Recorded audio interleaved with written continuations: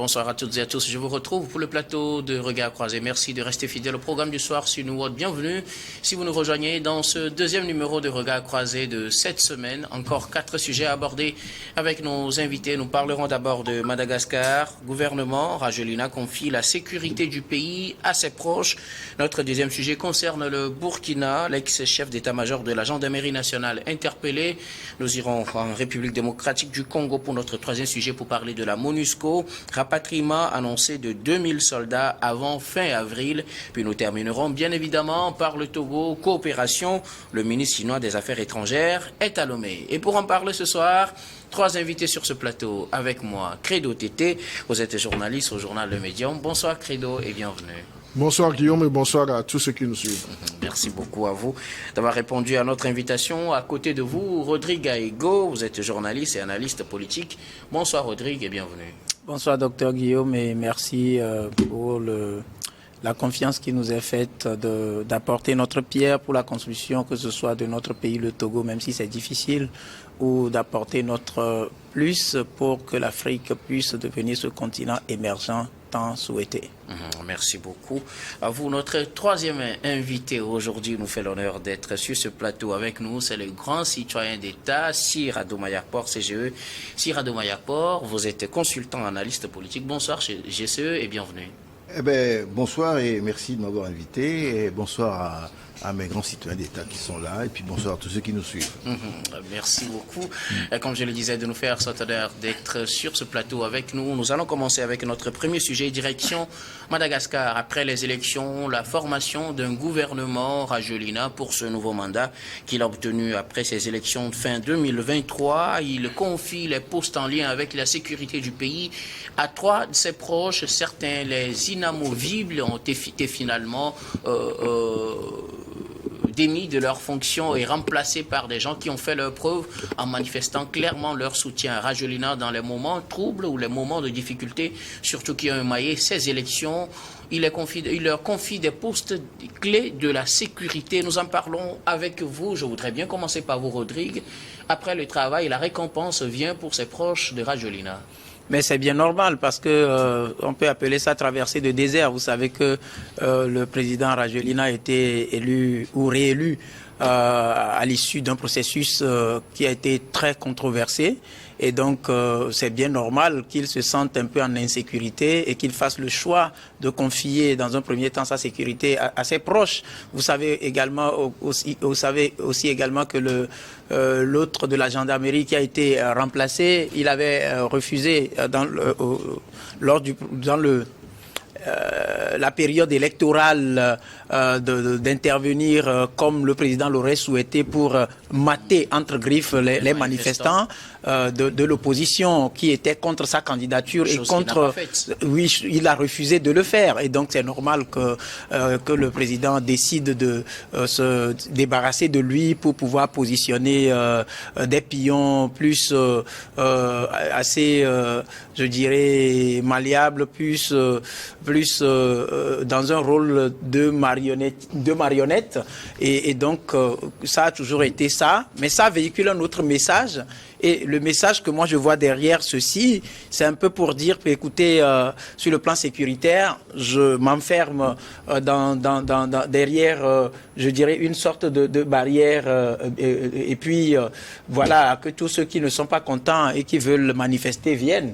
Parce que, on sait que la période de contestation n'est pas totalement éteinte et donc c'est bien normal que dans les jours ou semaines à venir que l'opposition puisse continuer à manifester et donc le message est clair, si vous voulez manifester, on va vous mater. C'est pour ça j'ai positionné un spécialiste en répression de manifestations et donc ça craint pour la restriction de l'espace civique dans ce pays. Un autre point, il faut aussi comprendre que les gens ont joué un rôle déterminant pour qu'ils soient réélus entre griffes si jamais ces élections sont assez exemplaires comme on peut le souhaiter dans tous les autres pays. Et c'est normal que ceux qui ont mouillé ces maillots soient récompensés. Et donc, je pense que c'est ce qu'il a fait. Mais la question est de savoir si ceux-là ont des compétences requises pour travailler à ces postes, même si ce sont des postes politiques où il faut nommer des amis, des copains, des coquins, etc. Mais vous savez, tous les pays aujourd'hui sont appelés à prendre le voile pour l'émergence. Et donc, ça nécessite la culture de la méritocratie. Donc, ça nécessite également une certaine compétence et une certaine connaissance en matière politique et administrative. Donc, on ne va pas récompenser les amis pour des amis, mais des amis qui méritent, qui ont quelque chose à apporter comme plus. Et on a des jours ou des semaines ou des mois devant pour apprécier les premières touches de ces nouvelles personnalités qui viennent de faire leur entrée dans ce gouvernement. Merci beaucoup à vous, Rodrigue. Il faut rappeler que le ministère de la Sécurité publique, le ministre dont vous parliez, qui avait refusé d'envoyer ces éléments, a été remplacé par le numéro 2, et donc qui était le contrôleur général de la police, Erilala Rakotoari Manana. Voilà, les noms sont compliqués, Soufri, donc on ne donne pas tous les noms. Alors, Credo Tété, remaniement ministériel à Madagascar après ces élections. Des proches du président Rajoelina, ou du moins des gens qui ont fait leur preuve ou lui ont témoigné leur soutien à toute épreuve durant les moments de troubles liés aux élections, se retrouvent à des postes clés liés à la sécurité.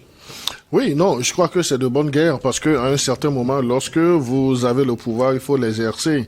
Et l'exercer, c'est arriver à s'entourer des personnes dont on est sûr. Et moi, je parlerai d'incidents ou bien d'incompréhension entre le président et son ancien ministre de la Sécurité, à qui il aurait donné des instructions pour que la sécurité soit menée autrement. Mais en tant que spécialiste de la sécurité et puis des questions de maintien d'ordre, il n'a pas voulu aller dans le sens du président. Et c'est de bonne guerre que le président se sépare de lui parce que le pouvoir est assez sensible. Donc le président peut craindre qu'il récidive dans cette posture et cela pourrait lui créer des ennuis. Donc on ne peut pas en vouloir au président de l'avoir remplacé. Vous savez, dans la conception de la vie politique, lorsqu'on prend l'image de l'escalier, la première marche d'escalier est toujours importante en termes de sécurité. Si vous n'avez pas l'assurance, si vous n'avez pas confiance à celui qui est responsable de la sécurité première du pays, donc il va falloir s'en débarrasser rapidement et composer avec ceux qui épousent, disons, tes stratégies de sécurité. Donc on ne peut pas en vouloir au président Rajoelina. Il a pris une décision, donc je crois qu'il va l'assumer. Et lorsque nous parlons des trois gradés, des trois corps habillés qui tiennent, disons, les manettes même de sa sécurité, donc c'est tout à fait normal parce que la période électorale a été une période qui a révélé beaucoup de choses au président. Donc il a vu que sa sécurité était en fait fragile, ça le tenait qu'à un bout de fil, donc ça pouvait basculer à tout moment et dans tous les sens. Et ces instructions, non seulement il ne pourra pas être protégé comme cela devrait être, ou bien ça pouvait provenir même de sa maison et puis il allait perdre son pouvoir. Donc le fait de retoucher son gouvernement, de faire un remaniement et de mettre des hommes de confiance en termes de questions de sécurité, cela est de bonne guerre. Donc il n'a fait que jouer sa partition. Quitte maintenant à ces nouveaux occupants de jouer aisément leur partition pour que le président ne soit pas déçu de leurs prestations. Mais une chose est de protéger le président, mais une chose est aussi lorsqu'on s'inscrit dans une démarche démocratique, de savoir que la sécurité doit être beaucoup plus pour le peuple. Le président jouant ou bien occupant une fonction d'État a besoin également de se sentir en sécurité. C'est pourquoi tantôt j'empruntais l'image des marches d'escalier pour dire, lorsque vous voulez prendre les escaliers, si vous ratez la première marche, donc vous remettez tout en cause. Et c'est la question de la sécurité. Pour toute gouvernance, il faudrait que la sécurité soit bien contrôlée. Merci beaucoup. À vous, Credo Tété, quelques petits rappels. Le ministre des Armées, c'est désormais, le ministère a changé de nom, il devient ministère des Armées. L'ancien ministère de la Défense, qui devient ministère des Armées, est désormais aux mains du général Saïvelo Delphin. C'est lui qui avait contrôlé en tout cas ces manifestations novembre-décembre dans le cadre de ces élections qui sont contestées à Madagascar. après la tempête, la situation est un peu sous contrôle, le président fait son gouvernement, 3 nouvelles têtes obtiennent des postes clés liés à la sécurité à Madagascar, Sire. Alors, je suis globalement d'accord avec ce qui vient d'être dit. D'où il revient, il me semble tout à fait évident qu'ils prennent des dispositions qui lui permettent de gouverner. On gouverne en général avec des gens de confiance. On ne peut pas gouverner avec des gens qui vous n'avez pas totalement, ou en tout cas pas confiance. Donc, qu'ils prennent des gens qui soient proches de lui et en qui il a confiance me paraît la moindre des choses. Bon, maintenant, le gisement d'ennui qui est devant lui, c'est lequel? Il faut maintenant apaiser la situation. Apaiser la situation politique de son pays, parce que c'est une élection contestée, une élection qui est en dents de scie, c'est-à-dire qu'il ne faut pas oublier non plus que nous avons dans ce pays-là, qui est la plus grande île de l'océan Indien, il faut le rappeler, oui. C'est quand même la plus grande île de l'océan Indien, nous avons à peu près 75-80% de la population qui vivent sous le seuil de la pauvreté. Voilà. Et donc le champ social à réparer, à labourer, qui attend ce président est beaucoup plus important que toute autre chose. Mais le problème, c'est que ce champ ne peut pas être labouré si le champ sécuritaire n'est pas assuré. Et donc, moi, je pense que il faudrait quand même lui accorder le temps nécessaire pour remblayer les choses et essayer de sortir ce pays de l'ornière. Parce que c'est quand même... moi, j'ai une de mes belles-sœurs qui est malgache. Hein? Et donc, la situation de ce pays me préoccupe, enfin, m'intéresse de très près. Et je souhaite que les choses se calment pour qu'il n'y ait pas la violence qui vienne préminer sur tout le reste. Voilà ce que j'ai à dire dessus. Alors, je ne suis pas très copieux sur le sujet. Alors, nomination, on le dit souvent, il faut prendre des proches, mais quand on sait que la situation, on le dit aujourd'hui, est sous contrôle, mais elle n'est pas totalement décantée, si je puis me le permettre, parce que l'opposition prévoit aussi toujours manifester, puisqu'une partie de cette opposition ne reconnaît pas la réélection d'André Rajoelina. On suppose qu'il y aura des manifestations en vue, et voilà les postes clés qui doivent contrôler ces manifestations, qui sont aux mains des proches de Rajoelina. Est-ce qu'on peut dire déjà que c'est un message que Rajoelina envoie à ses opposants pour leur dire, cette fois-ci, je ne vous laisserai pas continuer? Mais c'est ce que j'avais dit dès l'entame de cette émission, pour dire que derrière la récompense à ceux qui ont joué de rôle de bons offices pour que l'appareil puisse être reconduit, il y a aussi la mission qui est celle d'éteindre toutes les voix dissonantes. Donc c'est clair que ce soit le message envoyé donc à l'opposition. Et vous allez aussi comprendre que dans ça, il y a un élément fondamental qui frappe les yeux. Quand on dit que ces nouveaux ministres vont signer des cahiers de charges et prêter serment de respecter les choses comme l'aurait souhaité le président de la République, ça voudra dire en mots-clés que, parce que hier, ceux qu'on a remplacés avaient refusé de jouer un certain rôle à un niveau, donc aujourd'hui le cahier de charge sera tout ce que le président dira, vous le faites. Comment dire, exécution sans réclamation. Et donc, voilà un peu, moi, mes inquiétudes. Parce que, comme Sir l'a dit tout à l'heure, le chantier qui devait préoccuper le président, c'est comment assurer la stabilité de la barque aujourd'hui.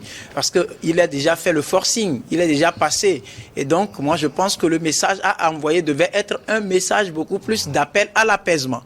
Mais un message avec ces actes qui véhiculent un message qui braque les acteurs, je ne dirais pas que les jours à venir risquent d'être un peu inquiétants. Ce ne sera pas le souhait, mais je pense qu'il faut peut-être qu'ils puissent communiquer sur la vision qui se cache derrière ces nominations d'amis à ce genre de poste assez sensible, parce qu'il y a là la défense, donc la protection du territoire, il y a la protection civile, et il y a le maintien de l'ordre, et la sécurité.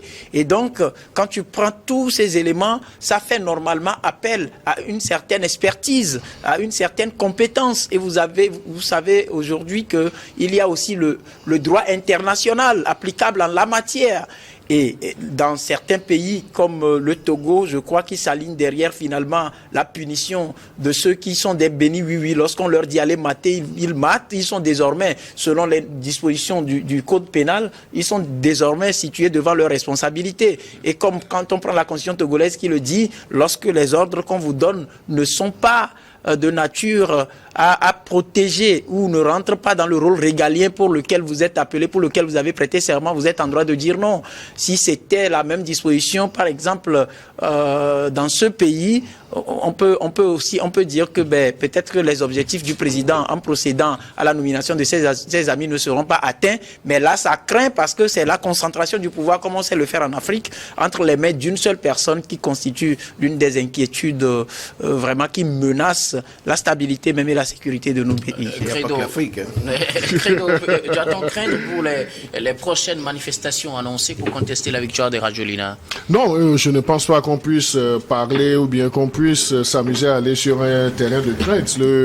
Le monsieur, il a gagné les élections, donc il a formé un gouvernement, donc il doit s'entourer de gens de confiance. Ce n'est pas un gouvernement d'amis, même si on voudrait extrapoler les choses pour parler d'amis. Au moins, il a de la confiance en ces personnes. Ils savent qu'ils peuvent tenir, disons, leur portefeuille ministériel. Donc ça, c'est dans l'ordre normal des choses. Et si on parle de maintien d'ordre, si on parle de la sécurité, si tu ne reconnais pas les potentialités de celui que tu vas nommer là-bas, ou bien si tu n'es pas sûr que la personne va faire l'affaire, tu ne vas pas nommer la personne. Donc, le président Rajoelina... Donc, ça n'a rien à voir avec les opposants. Ça n'a rien à voir avec eux. Non. Je ne pense pas que ces trois hommes soient aux affaires juste pour créer des ennuis aux opposants. Merci. Mais je suis content pour mon cher ami Rodrigue. Je suis même tenté de dire, de me demander, il a bu quel type d'eau minérale aujourd'hui lorsqu'il a reconnu que sur le plan Togo, les questions sont abordées autrement. Et je voudrais chuter pour dire, vous savez, la question sécuritaire, c'est à l'image d'un chantier. Lorsque on veut poser la première pierre, on veut faire la fondation, il y a ce qu'on appelle les fouilles.